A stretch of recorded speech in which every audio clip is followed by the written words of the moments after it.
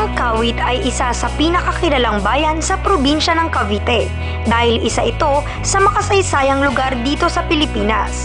Isa sa madalas puntahan ng mga tao dito ay ang Aguinaldo Shrine, kung saan nakatayo ang bahay ng magiting na general na si Emilio Aguinaldo. Ngunit bukod sa mga makasaysayang lugar na matatagpuan dito, ano pa ba ang espesyal na maipagmamalaki sa bayan ng Kawit?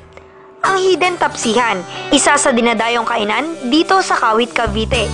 Kilalang kilala ito at bagamat tago ang lugar ay pinupuntahan pa rin ng maraming tao. Words of mouth lang ng mga barkada. Ganun. Actually, yung mga customers namin dati dito, mga tropa din lang. So, nung nagustuhan nila, ni-recommend nila to other friends.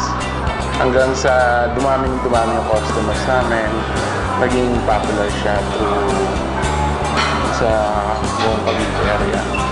Papa, bakit po siya tinawag na hidden tapsihan? Is it because tago siya ng lugar? Yun. Kasi hindi naman namin conceptualize yung business. Basta nag-try lang kami na magtayo ng kapasong kainan. Kasi noong time na yun, nauuso yung mga taxi log, diba? So, sinubukan namin na gumawa na sarili namin version ng Tapsilog. So, ayun, nag-click naman. So, nagtuloy-tuloy na siya. Nagsimula lamang ito sa maliit na negosyo noong taong 1999.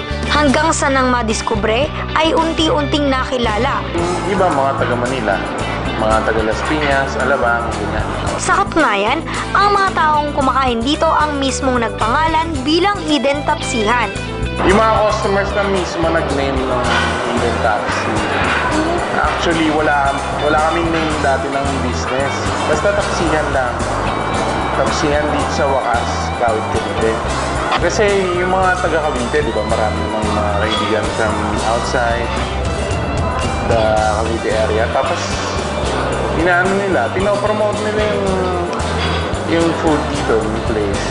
Ngayon ay matitikman natin ang famous Tapsi dito sa Kawit, Cavite.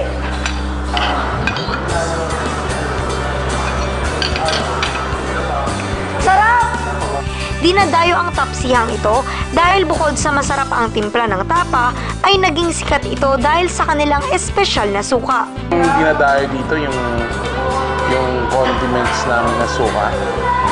Kasi kakaiba yun.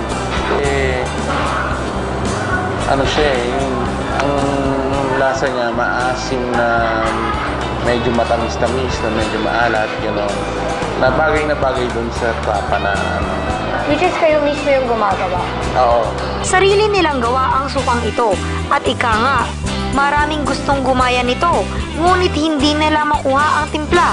At dahil nga dito, lalo pang naging popular ang Hidden Tapsihan, hanggang sa pati mga sikat na artista ay sadyang dumadayo. Ang siguro yung mga katulad ng mga nagsasama sila ng mga celebrity dito. Yung mga hindi pa nakakatry na magpunta dito sa amin, try nyo, baka magustuhan nyo din.